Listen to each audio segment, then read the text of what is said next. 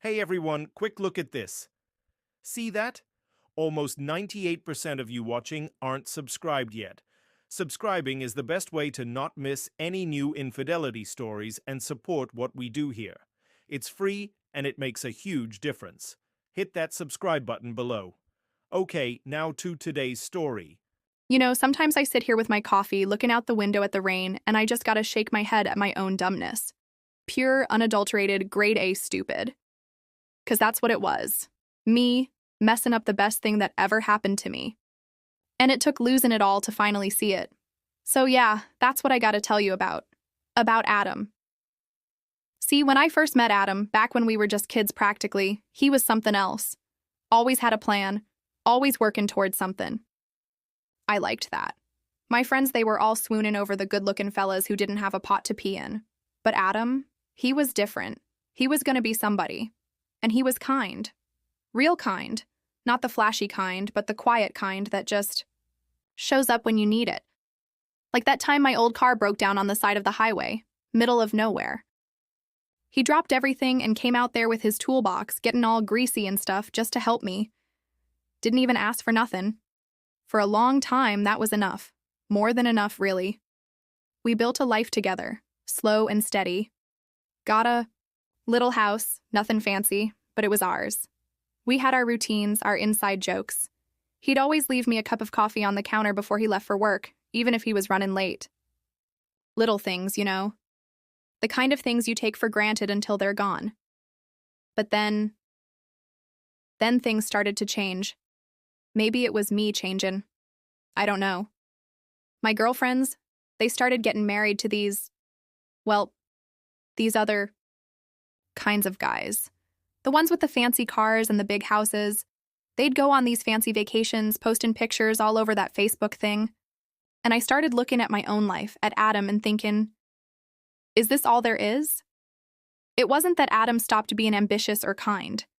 He was still the same steady Eddie. But his ambition was the quiet kind, the kind that built a good, solid life, not the kind that screamed, "Look at me." And his kindness was still there, just, I guess I started expecting it.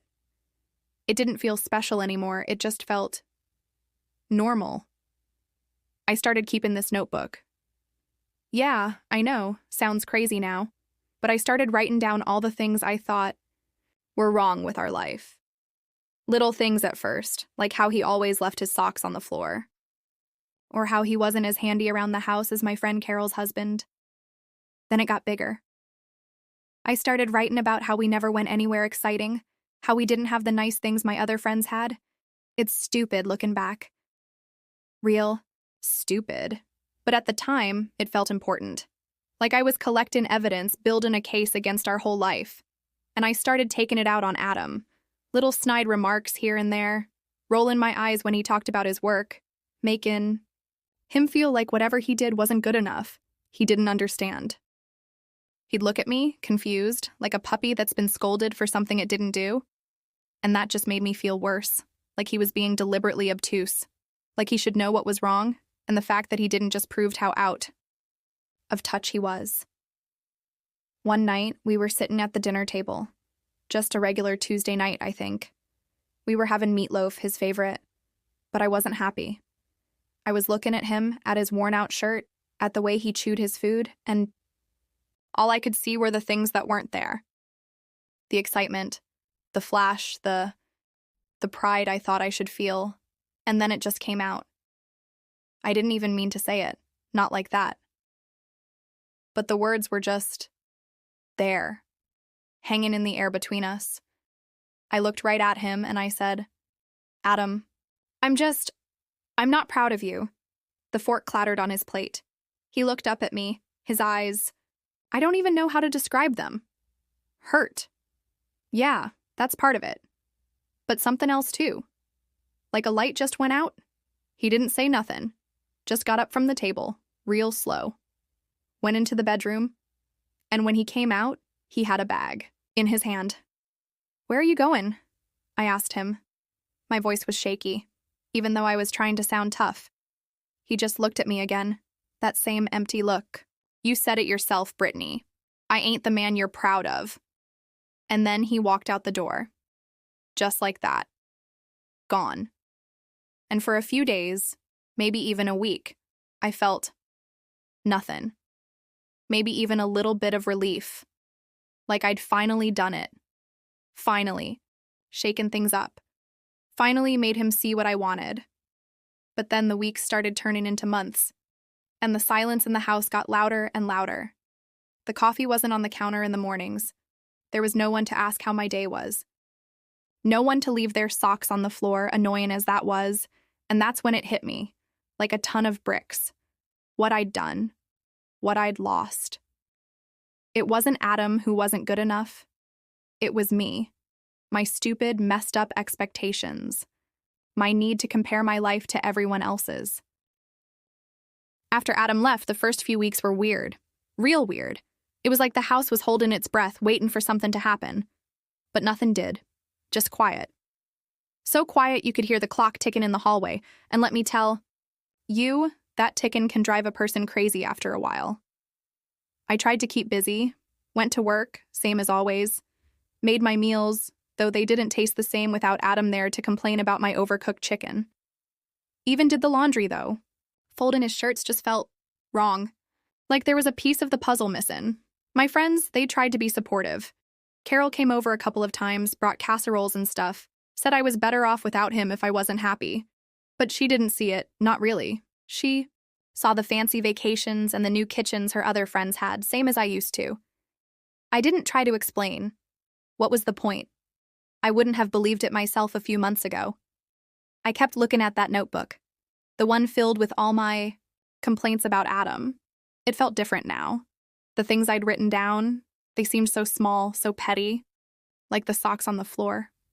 Seriously? That's what I based my unhappiness on?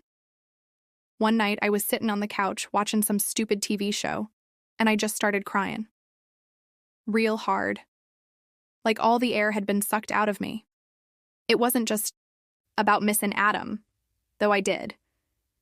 It was about missing us, missing the life we had built, the quiet comfort, the way he knew exactly how I liked my coffee. I started thinking back.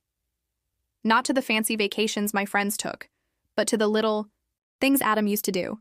The way he'd always hold my hand in the movies, even after all those years. The silly songs he'd make up while he was doing yard work. The way he'd always listen, really listen, when I was talking about my day, even if it was just complaining. About Mrs. Henderson in accounting again. I remembered that time my grandma passed away. I was a mess. Couldn't stop crying. Adam, he didn't try to tell me it would be okay or any of that stuff. He just held me, sat there with me for hours, just holding me tight while I cried. That's the kind of man he was. Solid, dependable. There. And what did I do? I told him I wasn't proud of him. Over what? Over not being someone else? Over not living up to some made-up picture in my head that was based on Facebook posts and keeping up with the Joneses? The more I thought about it, the angrier I got. Not at Adam, but at myself. For being so blind, so stupid. For letting those silly comparisons cloud my judgment. I realized something else, too. That notebook wasn't really about Adam's shortcomings. It was about mine. It was about my own insecurities, my own feeling like I wasn't good enough, and projecting all that onto him. If I could find fault with him, then maybe I wouldn't have to look at my own stuff. It was like a light bulb went off. In my head. A real bright one. I saw it all so clear. It wasn't Adam who was the problem. It was me. I was the one who was unhappy, and instead of dealing with it, I took it out on him. I started thinking about what true happiness really was. Was it the fancy cars and the big houses? Or was it something else? Something deeper? Something like having someone who loves you, really loves you for who you are, flaws and all? Someone who's there for you, no matter what? I started to think that maybe, just maybe, I had it all along, and I threw it away, like it was nothing. One afternoon, my phone rang. It was Sarah, an old friend from high school. We hadn't talked in ages. She was always the sensible one, the one who didn't get caught up in all the drama. We talked for a while, catching up on this and that. And then somehow, I started telling her about Adam, about what happened, about the notebook, about everything. Expected her to say I was right to leave, to tell me I deserved better. But she didn't. She just listened. Quietly. When I finally finished, there was a long pause. Then she said, real soft, "Brittany, honey, it sounds like you didn't lose a bad husband. It sounds like you lost a good friend." That hit me hard, harder than anything else, because she was right. Adam wasn't just my husband, he was my best friend, the person I could always count on, the one who knew me better than anyone else in the world, and I'd thrown him away because I was too busy looking at everyone else's highlight reel on Facebook. Sarah's words kept playing over and over in my head. You didn't lose a bad husband. You lost a good friend. It was like she'd shined a flashlight into a dark corner of my brain that I hadn't even known was there. And what I saw wasn't pretty.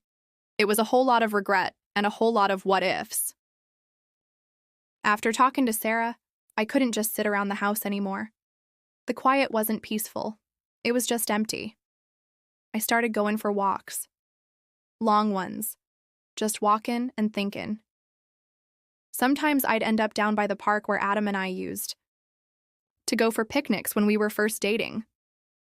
I'd sit on the same old bench, remembering how we used to laugh and talk for hours about nothing in particular. One time I found this old, faded photograph tucked away in my purse. It was from our wedding day. Adam looked so young and happy, his eyes all crinkled up when he smiled. And me?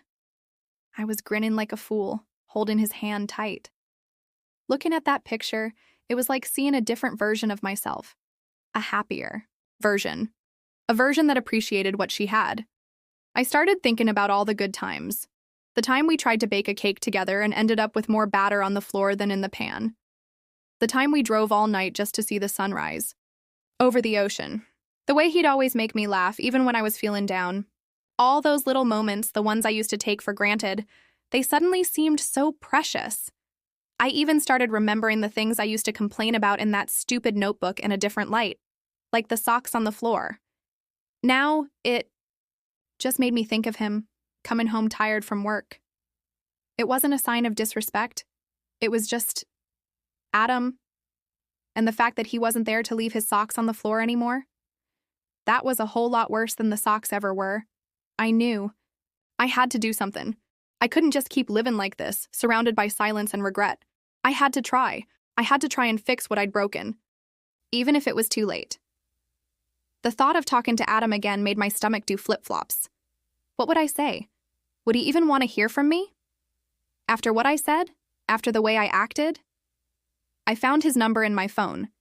It had been months since I last saw it there. Just his name, Adam, looking so simple and ordinary, but it felt like holding a live wire in my hand. I typed out a message, then deleted it. Typed another one, then deleted that too. I must have done that a dozen times. I didn't know what to say. How do you apologize for being so blind and hurtful? How do you explain that you finally see what you had when it's already gone? Finally, I just took a deep breath and typed something simple. Adam, it's Brittany. I was wondering if you'd be willing to talk sometime. Then I hit send, and then I waited. It felt like years. Every time my phone buzzed, my heart jumped. But it was never him. Just junk emails and notifications from games I wasn't even playing anymore. I started to think he wasn't going to reply, that I'd messed things up so bad that there was no going back. And a wave of despair washed over me. It felt like I deserved it. Then finally, my phone buzzed again. This time, it was a text from Adam. It just said, "Yeah, Brittany, I'm willing to talk." Just those few words. But they were enough to give me a tiny spark of hope. A tiny little glimmer in all the darkness.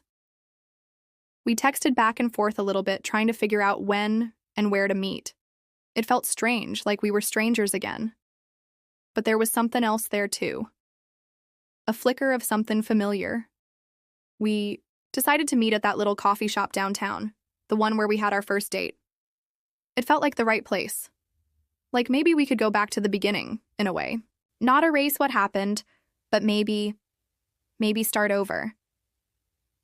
The day we were supposed to meet, I was a nervous wreck.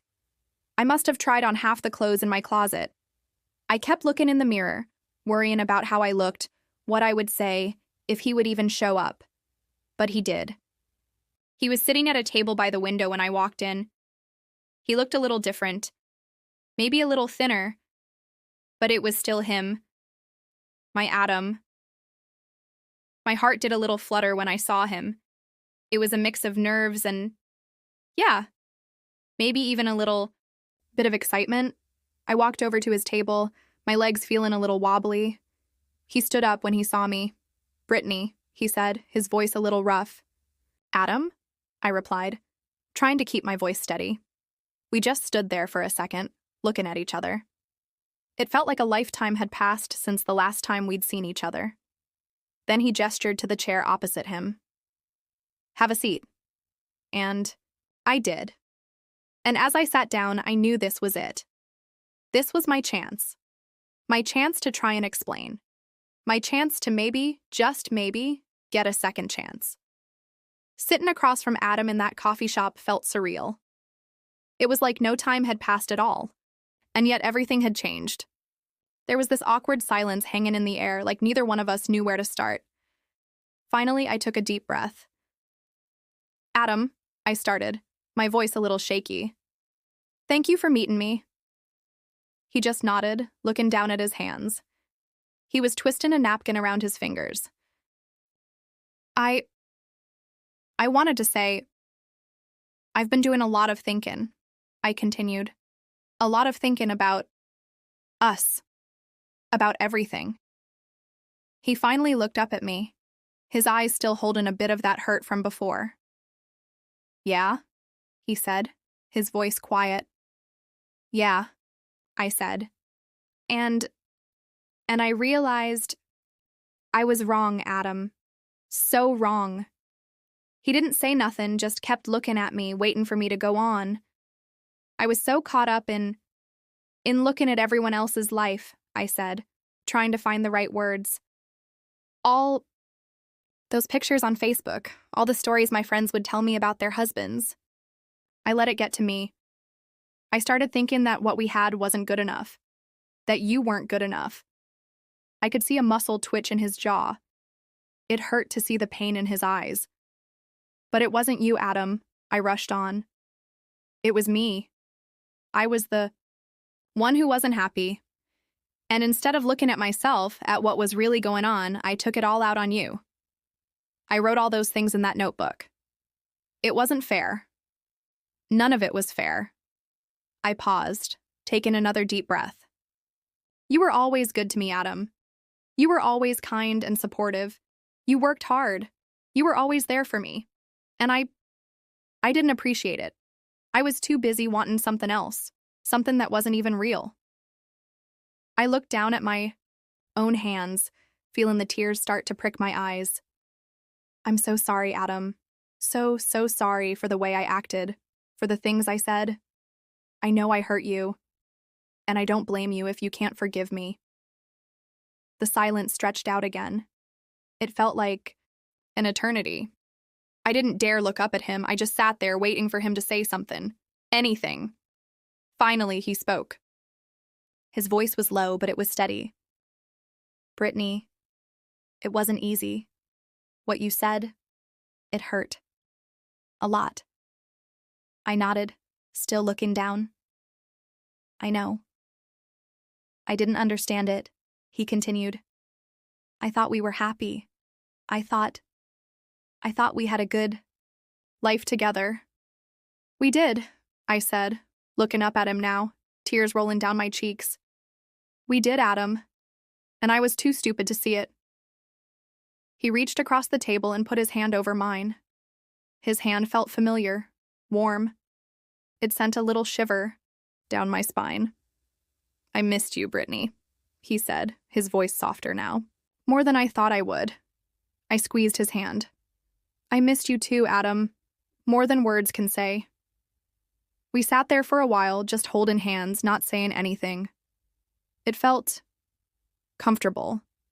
Like maybe, just maybe, there was still something there. Then he said, "Sarah called me." I looked at him, surprised. "She did?" He nodded. "Yeah, a few weeks ago. She told me you were having a hard time, that you were reflectin'." He gave me a small, sad smile. Sarah always was the smart one. I chuckled a little, even though I still felt like crying. "Yeah, she is. She told me you were starting to see things differently," he continued. "I didn't know what to believe. After what you said—" "I know," I interrupted. "I wouldn't have believed it either. But it's true, Adam. I finally get it. It wasn't about the fancy stuff or keeping up with anyone. It was about us, about what we had. And I messed it all up." He took his hand back and leaned back in his chair. "So, what happens now, Brittany?" I looked at him, my heart pounding in my chest. "I don't know, Adam. That's up to you. I just wanted you to know. I still love you. I never stopped loving you. I was just too foolish to see it." He looked surprised. "You do?" I nodded, tears still in my eyes. "Yes, Adam, I do. And I'm so sorry for ever making you think otherwise." He was quiet for a long moment, just looking at me. I couldn't read what he was thinking. Finally, he said, "Well, maybe we could start with coffee." He gave me a small smile. A real smile this time. The kind that crinkled up his eyes. I smiled back, a real smile too. "I'd like that. Adam, I'd like that a lot." We talked for a long time that day, about everything. About what happened, about how we were feeling, about what we wanted for the future. It wasn't easy. There were still things to work through. But for the first time in a long time, I felt a glimmer of hope. A hope that maybe, just maybe, we could find our way back to each other. That coffee led to another one, and then another. We started talking more, really talking, like we used to. It wasn't all sunshine and roses. There were still some hurt feelings to work through, some misunderstandings to clear up, but we were both trying, and that made all the difference. Adam didn't just come rushing back into my life like nothing had happened. He was cautious, and I didn't blame him. I had to earn his trust back. I had to show him that I really had changed, that I wasn't that same foolish woman who thought happiness was about having the fanciest things. We started doing little things together again. We went for walks in the park, just like we used to. We watched old movies on the couch, cuddling up like we always did. He even started leaving me a cup of coffee on the counter in the mornings. Again. It was a small thing, but it meant the world to me. It was a sign that maybe, just maybe, he was starting to trust me again. I stopped looking at Facebook so much. I realized that those perfect-looking lives my friends were posting weren't the whole story. Everyone has their struggles, their ups and downs, and comparing my real life to their highlight reel was just making me miserable. I even put that notebook away. I didn't need it anymore. The things that used to bother me seemed so unimportant now. What mattered was Adam. What mattered was us. One evening, we were sitting on the porch swing, watching the sunset. It was quiet, peaceful. Adam reached over and took my hand.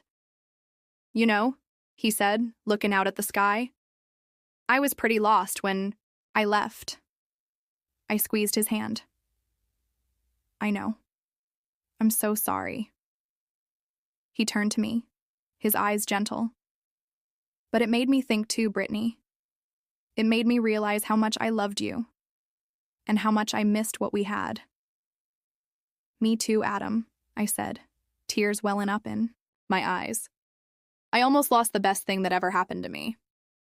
He smiled and wiped a tear away from my cheek. "Well, you didn't. And maybe we can try again. For real this time." I nodded, my heart full. I'd like that more than anything. It wasn't easy. It took time and effort. We had to learn to communicate better, to really listen to each other. We had to rebuild the trust that I had broken. But we did it. Slowly but surely. We learned that true happiness doesn't come from having the newest gadgets or taking the most expensive vacations. It comes from the simple things, from having someone who loves you, who supports you, who makes you laugh, someone who knows you inside and out, flaws and all, and loves you anyway. We learned that kindness and steady support are worth more than all the flashy things in the world. Adam's quiet ambition, his dedication to building a good life for us, that was something to be proud of, and I finally saw it. We even started finding the humor in things again, like the time I accidentally dyed all the white laundry pink. We just laughed about it instead of getting mad. It felt good to laugh together again. It wasn't perfect. Life never is. We still had our disagreements, our bad days, but we learned how to work through them, together. We learned the importance of talking things out, of really hearing each other, and you know what? Our life might not look as exciting on the outside as some of my friends' lives. We still live in the same little house. We still don't go on those fancy vacations every year, but our life is full. It's full of love and laughter and understanding. And that's more than enough for me. So, yeah, that's my story. The story of how I almost threw away the best thing in my life because I was too busy looking at everyone else. It was a hard lesson to learn, but I'm grateful for it because it taught me what really matters. It taught me that true happiness isn't about keeping up with the Joneses. It's about cherishing the Adam in your life and holding on tight. Looking back on all of this now, it feels like a lifetime ago, even though it wasn't really that long. That whole experience with Adam leaving, it was the hardest thing I ever went through. But honestly, it was probably the best thing that could have happened to me. It forced me to really look at myself, and not just the parts I wanted to see. I learned a lot about myself during those lonely months. I learned that I could be incredibly selfish and shallow. I learned that my own insecurities could make me act in ways that hurt the people I loved the most. And that was a hard pill to swallow. Real hard. But I also learned that I was capable of change. That even when you mess things up real bad, it's not always the end of the road. If you're willing to be honest with yourself, and if you're lucky enough to have someone who's willing to give you a second chance, you can find your way back. Maybe not exactly to where you were before, but to somewhere even better. Somewhere built on a stronger foundation of understanding and appreciation. I also started to understand a little bit more about why people do the things they do. Why I got so caught up in those comparisons. It's easy to get sucked into thinking that everyone else has it all figured out, especially with all the perfect pictures people put online. But the truth is, everyone's got their struggles, their doubts. And sometimes, when we feel insecure about ourselves, we look for ways to feel better, even if it means tearing someone else down. Or in my case, tearing down the good thing we already had. It's a messy part of being human, I guess. This constant need to measure ourselves against others. What I finally realized is that true happiness isn't about keeping up with some imaginary Joneses family. It's about finding contentment in your own life, appreciating the good things you have, and cherishing the people who love you for who you are.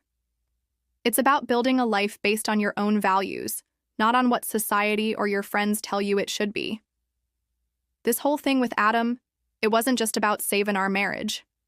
It was about me growing up a little, about learning to see the world and the people in it with a little monk vow that there's hope.